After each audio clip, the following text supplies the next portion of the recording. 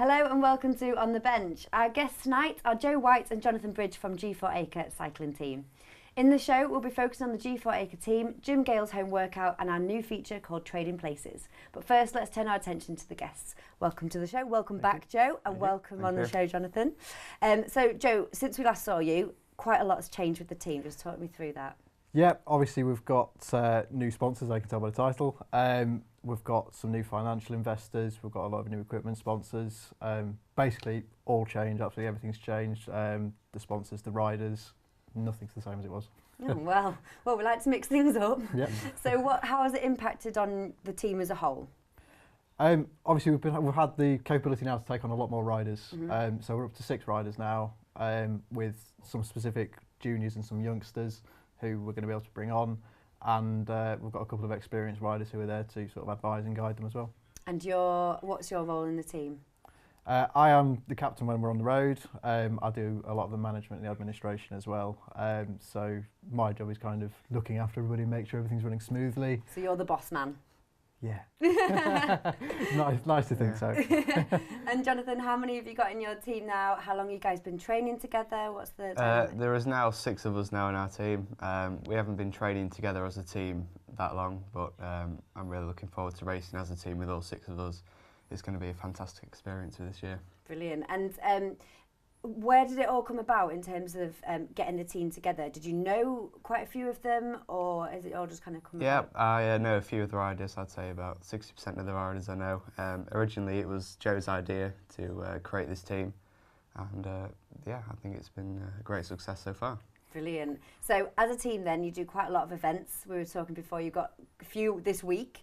Has there got anything major that's coming up this summer for you? Yeah, I mean, depending on the riders and their ages, there's lots of different things they can do. We've got Jonathan who's going to do the National Schools Championships. We've got some in university doing the University Championships. And then we've got things like the Amateur National Championships, which we're hoping to basically field an entire team on. Brilliant. And you mentioned the financial investment. How much does that affect what you're able to do in terms of events and things, or is it mainly the equipment that you have? The financial thing is the biggest problem. So having financial sponsors behind us makes the world of difference. It means paying for travel, paying for race entry fees. Those costs at least reduce, if not totally disappear. And for a lot of these guys, particularly the young ones, they may be relying on parental support. It's nice to know they don't have to do that. They've got everything around them ready to go. Brilliant. And Jonathan, what does a typical week training with the guys look like? Do you train quite regularly together, or do you just catch up once a week and have a pint? Well, our training is very different because we have team riders dotted all over. So during the week, our sort of local riders, so about 3 or 4 of our riders will all train together, and say the individual riders will usually just train by themselves or with other people in the region. Brilliant. And we'll go through into the development side of the team as well, Joe, later on. But Jonathan, you're 16, I'm 16. And you're the baby of the group. I am the baby, yeah. In terms of experience as well as your age. So what's the experience like, Joe, across the whole team? We've got a big range. I mean, we've got a few riders who've maybe got 2-3 years experience, a few about 5 years experience. And then we've got people like myself who's got quite a bit more, and we've got another senior rider as well who's got even more, and he's got national titles under his belt as well. So massive variance. Yeah, but having that involvement means that we can have a lot of advice and guidance for the younger riders. Brilliant. The G4 team recently showcased their new team and sponsor, so let's find out more.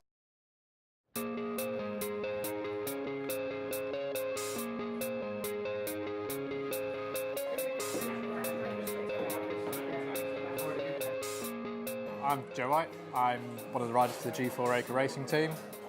We're here today for our official team launch. We've got some of our sponsors here.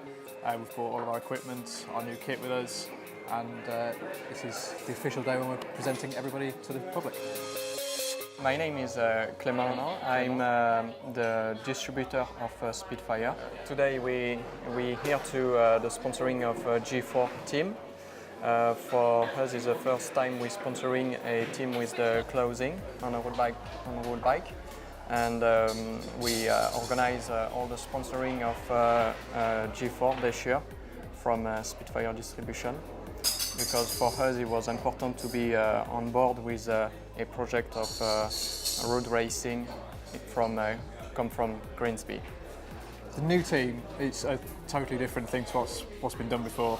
In the past, our area's never had any junior development specifically, so this team is geared entirely towards developing young riders, getting them into racing, moving them up through the ranks of racing.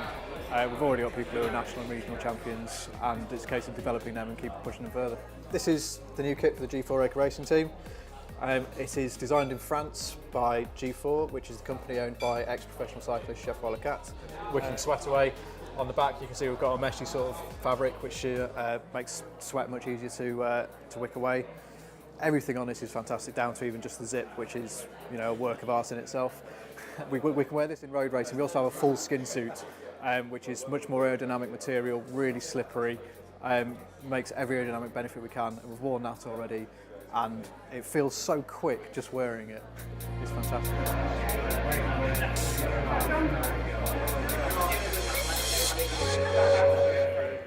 This is the new Ratio bike for 2015.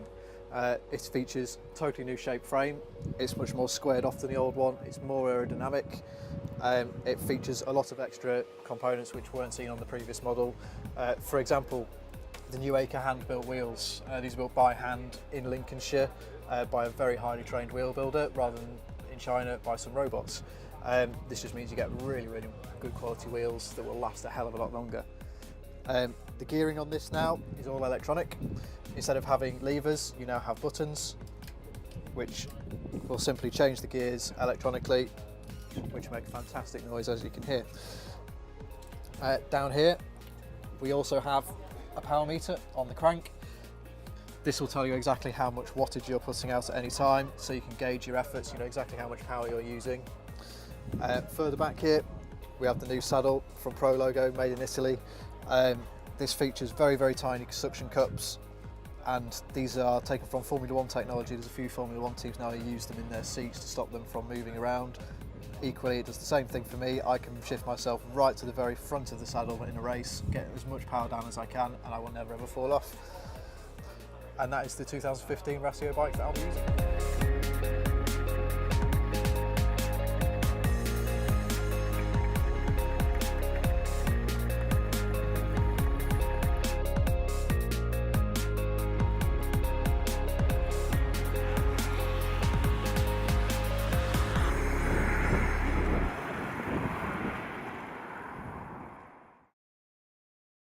That looks really interesting, actually, Joe. You've got some snazzy new clothing, which you're wearing tonight, so just talk me through that. Obviously, this is the casual gear. We've got some hoodies and everything as well, and we've got a good example here, as you saw in the VT. This is our new racing kit. British Racing Green, quite apt. However, we are sponsored by a French company, so they've had their own little take on it. Yeah. It is fantastic. We've worn it a few times. We absolutely love it. Good, I'm glad to hear that. So, Jonathan, we were talking about the development side of the team as well. How different is it for you, going from being just 2 of you to being 6? It's been absolutely fantastic. I mean, from going from 2 to 6 is a massive jump, and you know, training and everything, it's just completely different. It's been a massive learning curve. You know, practicing lead-out trains, you know, race scenarios. It's been absolutely incredible. So, I'm really enjoying it. Good. And Joe, obviously it's not been that long since we last saw you, and already so much has changed. Yep. What's your future plans for the team? We want to keep going. I mean, we've got some good development going on now. Just after having the launch, we're having people contact us already saying, have you got spots for the rest of this year? Have you got spots for next year? How do we go about qualifying to get on the team? So we've got, you know, people saying, oh, my son's going to be coming into junior cycling. I want him to join your team. I know you're going to help him, blah, blah, blah. So we've already got that presence out there. Yeah, that's great. Is that locally, or is it more on a national scale? It's definitely regionally. We've had inquiries from sort of Nottinghamshire, Yorkshire and places as well. So obviously we do race a lot in these regions as well. But I can see us obviously getting bigger and bigger and bigger at the moment.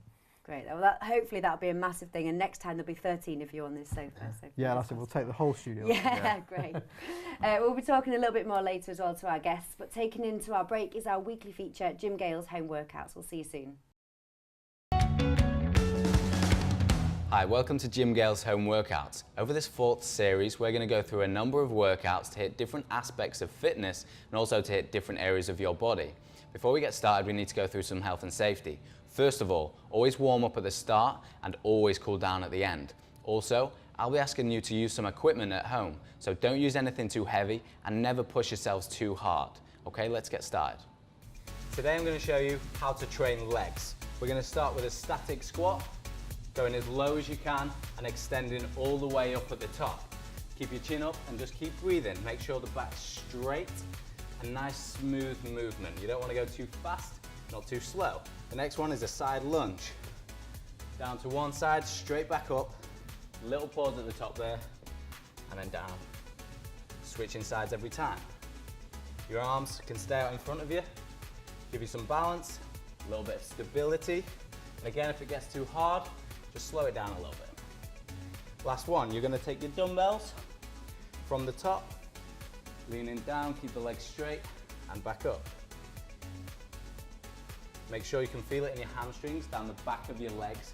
And if you don't have dumbbells, just use a heavy can, nothing too heavy, and don't push yourself too hard. Make sure you breathe in. And that's legs.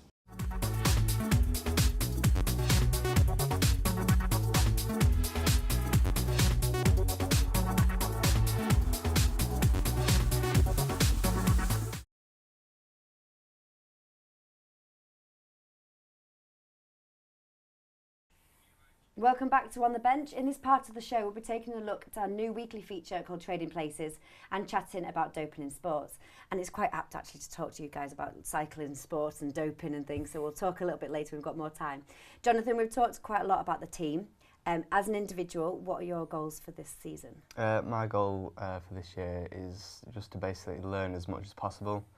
This year I want to target well, not target, but I want to learn how the National Junior Series works and really get the experience in, so I can really push for that next year and go in with a specific aim. So you have obviously gained a lot of experience through that, and then you'll be in a better position for next season. Yes, I will, certainly will. Brilliant. And Joe, what about you? I've got a couple minor towards the end of the season. I want to make sure I have a good early season and a long build-up. I've got the Tour of Cambridgeshire in August or July, and I've got the TLI National Road Race Championship, so both longer events, but that's what I'm building towards. Brilliant. And anyone else on the team that have got big things coming up this year? Obviously, a lot of them we're going to field a whole team to.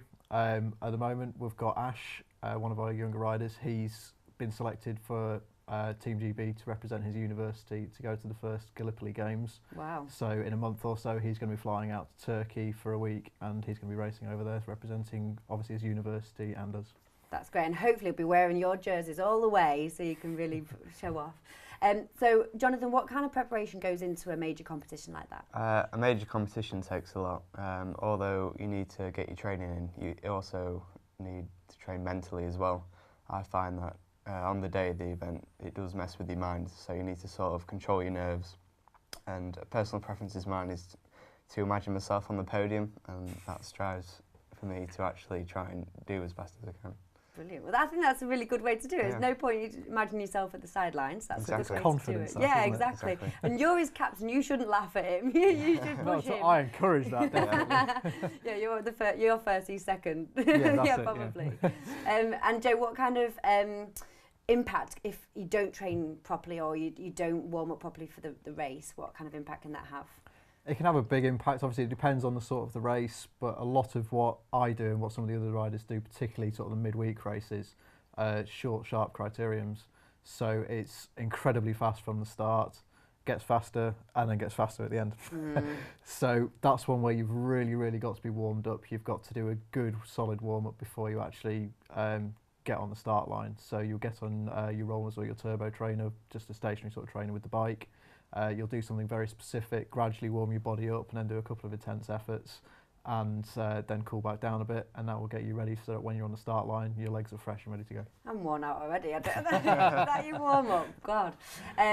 Okay, so Jonathan, we've talked before about race weight and normal weight. Yeah. I prefer normal weight. What kind of things do you have to do to get ready for a race in terms of weight-wise, that kind of physical preparation? I mean, Usually it depends what race you're doing. Usually, say if you're racing a criterium, you don't have to be like the skinniest, you know, usually the skinniest race up the hills, usually it's the winner. And but weight is very important still, because you need that bit of sort of weight to sort of push you around, the muscle in there to sort of get that extra bit. Brilliant. Okay, brilliant. Well, hopefully we'll talk a little bit later about the doping, like I said. Yep. It's now time to turn our attention to our new weekly feature, which involves two competitors from similar sports swapping places, like we got the name from. This week we have Eric Galbraith from the Hull Stingrays training with Lawrence Pierce from the Hull Lacrosse team. Let's take a look how they got on. So, Eric, what are you doing tonight? I'll be attempting to play lacrosse tonight. And I like the word attempting to play there. But is it true that you used to play back home in Canada? Yeah, I played a little bit. Nothing to this extent back home. It was more of just passing the ball back and forth between friends. So we'll see after we get some technical drills out here how I do. So it was more just like a social game back home then? Yeah, it wasn't very structured at all. So what are you hoping to gain from tonight's experience? I hope just an overall view of what it takes, what an everyday practice is for these guys. Maybe a little bit of passing, stick, or dribbling as they call it, maybe, and a little bit of shooting. So.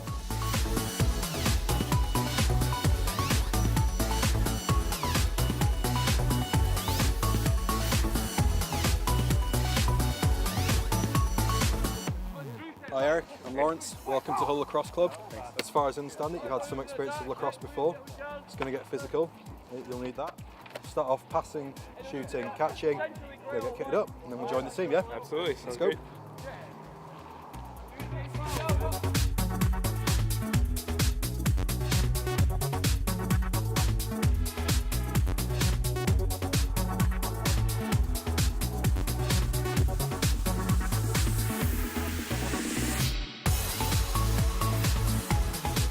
Use your body to protect the ball from me. So say if I'm coming to check you and you're cradling, while you're cradling, I can hit your gloves, I can hit your stick, but the ball's not going to pop out. Yeah. If you're not cradling, it's much easier for me to just go bang, like that, or to smack it there and the ball will come out. Good. And then you're aiming for here, yeah? Good. So you feel it's like a snap of the wrist. Yeah. That's good. The ball goes down.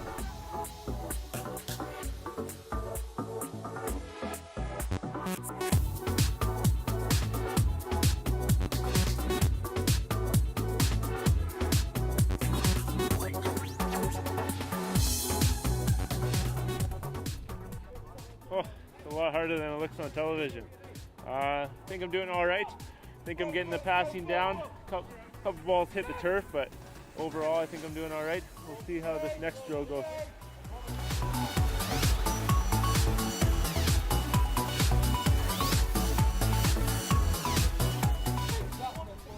I have to say I'm extremely impressed with Eric so far. He's really embracing the challenge of a new sport. I mean, most people come to this really struggling. In fact, he's a strapping great lad, natural athlete, it's not hurting him.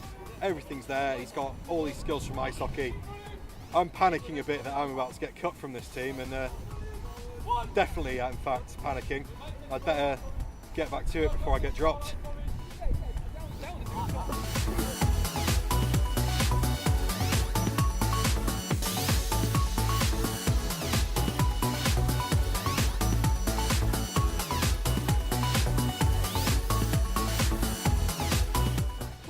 Trading places over for this week. Lawrence, how was it? I think Eric did really well, really impressed. Came at it with some gusto. Has me pretty worried about next week. No, it's good, really well done. Are you excited about going next week? I'm terrified, but excited at the same time. I think it's going to be great. And Eric, was that fun? Yeah, it was a lot of fun, you know. Lawrence was great out there. He showed me the little knickknacks through the game, and yeah, it turned out all right. I'm excited to have him back over on the ice and see how he does. And should he be scared? No, I don't think he should be scared. He's an athlete, so I'm sure he'll do fine. So bring your A game, Lawrence. So, well, viewers, join in next week when Lawrence joins Eric on the ice. An interesting change of pace there for Eric. Tune in next week to see Lawrence on the ice with the Hull Stingrays. But next on the show, we want to talk about doping in sport, and in particular in cycling. Jonathan, what impact does that have on your game? Doping has a massive part, and especially cycling. Cycling is one of the world's toughest sports, or actually maybe the toughest sport. And riders need all the help they can get, but unfortunately they turn to doping. And I forgot what I've said. Damn it. The media coverage plays quite a big part in that as well, doesn't it? Yeah, media coverage. Cycling is very well publicised. You'll also find that sports like football and occasionally rugby and sometimes tennis, they try to hide the fact that doping is actually present. But in cycling, because cycling is very popular with doping, they always try to publicise it the most. What impact do you think that has on their reputation, Joe, and the reputation of the sport? It's had a huge impact on the sport. Obviously, we've had the big Lance Armstrong affair, and you look at some of the big World Tour teams, some of their major sponsors who are plugging in millions and millions of pounds, people like Rabobank, a big Dutch bank, as soon as the Lance Armstrong thing came about, even though he wasn't linked to their team in any way, they pulled out millions of pounds. They didn't want anything to do with the sport anymore. We are fortunate enough now to have more sponsors coming into the sport, but obviously it's almost seen as like it's got a tarnished image. But it's just the way that cycling as a whole likes to deal with things. We don't necessarily want to cover up too much. Obviously we've had a big report done now about the covering up of doping, and we're trying to get rid of that, because the more blatant we can make it, the better. I mean, the doctors who are helping a lot of these guys dope, they're, they get arrested in some cases and they confess to helping out footballers and everything else. But it's only the cyclists who are actually being named. Yeah, it's a really difficult one. Jonathan, you mentioned there about the cycling being such a difficult sport. Yeah. You guys do it. You managed to do it. Why do you think some of your competitors feel the need to do doping or take extra things to help them? Yeah, I mean, when you dope, it gives you such a boost. You know, you might have heard the Lance Armstrong story. You know, he doped massively. I mean, you could just tell by the way he wasn't made for hills, and he was beating all the other riders up the hills. And it has such a massive boost on you. You can just easily tell that riders are on it. It's a really difficult one as well, isn't it? Because it's knowing, how to kind of prove yourselves in the sport, I suppose. Yeah, it's a case of proving yourself. You've got to remember these guys are professionals when we're talking about the top level. They're talking massive contracts of hundreds of thousands of pounds for the really good guys, if not millions. And if you're coming to the end of your contract and you're not getting any results, you could be unemployed next year.